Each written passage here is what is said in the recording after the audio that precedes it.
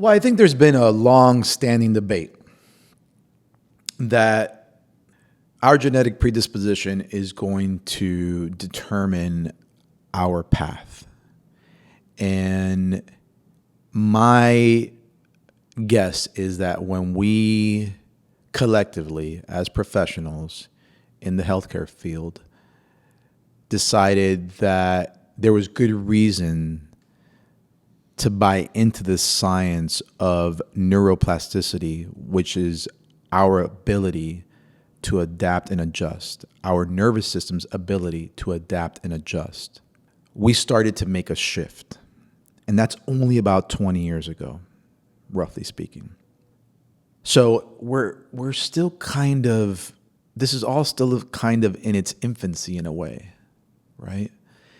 And so historically, spirituality, for example, prayer, meditation, there's been really good evidence to support that it can be effective in bringing us into the present moment, reducing our anxiety and worry and our stress, and therefore having some health benefits.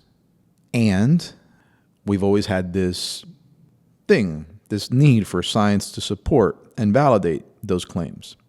And it has been. For the last 10 to 20 years, there's been a lot more good published research around the effectiveness of mindfulness, for example, the effectiveness of meditation on telomeres, and the effectiveness of relaxation in the face of stress. And I think I want to say that while there is still debate, that the debate is quieting.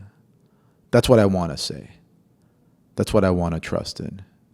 I sense that the debate is quieting and that we're not so concerned about who's right and more concerned and focused on what works, what truthfully works, what is transformative and therefore sustainable.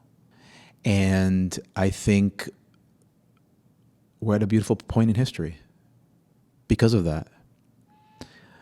And I think there are patterns. Old habits die hard. There are patterns that are going to take a little time to die out, wither away, find themselves dated. I think in simple terms, we are now understanding in some ways for the first time in history that the human being is far more powerful than we thought, far more resilient than we thought.